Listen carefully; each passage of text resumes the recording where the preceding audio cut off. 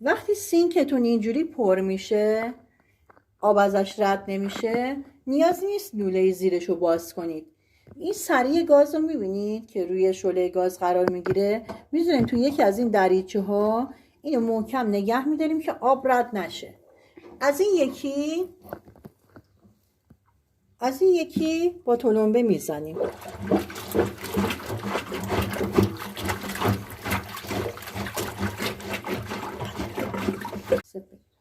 میذاریم تو این یکی لوله سینکمون. حالا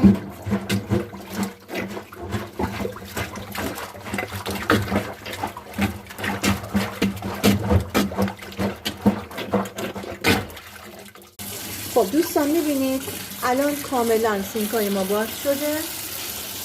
دیگه نیازم نیست که از زیر اون لوله‌شو باز کنیم. لایک و ساب و کامنت یادتون نره.